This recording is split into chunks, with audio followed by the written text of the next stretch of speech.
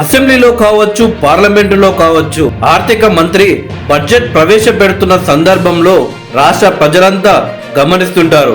ఇక ఎమ్మెల్యేల విషయానికి వస్తే వాళ్ళు మరీ ఎక్కువగా శ్రద్ధంతా ఆర్థిక మంత్రి ఏదైతే బడ్జెట్ ప్రవేశపెడుతున్నాడో వాటిపైనే పెడుతుంటారు. ఇక ప్రతిపక్ష ఎమ్మెల్యేలు అయితే ఆ స్పీచ్ కాపీని ఆసక్తిగా అధ్యయనం చేస్తుంటారు. కానీ నిన్న తెలంగాణ రాష్ట్రంలో నూతనంగా ఏర్పాటైన కాంగ్రెస్ పార్టీ ప్రభుత్వం ఈసారి అసెంబ్లీలో బడ్జెట్ ప్రవేశపెట్టడం జరిగింది. అయితే ఆ బడ్జెట్ ప్రవేశపెడుతున్న సందర్భంలో బీఆర్ఎస్ పార్టీ ఎమ్మెల్యేలు చాలా మంది ఆసక్తిగా ఆ స్పీచ్ కాపీని అధ్యయనం చేశారు.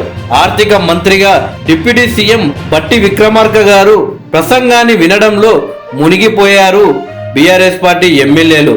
కానీ BRS party working president KTR మాత్రం దాదాపు గంట పాటు మొబైల్ ఆపరేట్ చేయడంలోనే నిమగ్నమయ్యారు.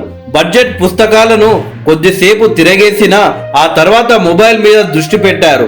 అసెంబ్లీ హాల్ లోపల సిగ్నల్స్ రావు కదా, ఏం చేస్తున్నారనే సందేహాలు గ్యాలరీలో కూర్చున్న సందర్శకుల్లో, పాత్రికేయుల్లో చర్చలుగా మారాయి. కొద్దిసేపు ఎమ్మెల్యే ప్రకాష్ గౌడ్ తో ముచ్చటించడం మినహా ఎక్కువసేపు మొబైల్ ఆపరేషన్ లోనే మునిగిపోవడం చర్చనీయాంశంగా మారిపోయింది.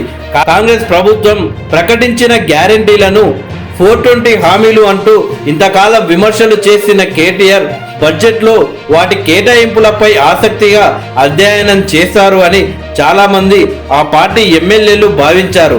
కానీ సీటులో ఒక్కరే కూర్చొని మొబైల్ తో బిజీగా గడపడం అందరినీ షాక్ కి గురి చేసింది. డిప్యూటీ సీఎం బట్టి విక్రమార్క గారు బడ్జెట్ ప్రవేశపెడుతున్న సందర్భంలో అందరికంటే ఆసక్తిగా కేటీఆర్ గారే గమనిస్తుంటారు, కేసీఆర్ గారే ఎక్కువ ఫోకస్ చేశారని అనుకున్నారు.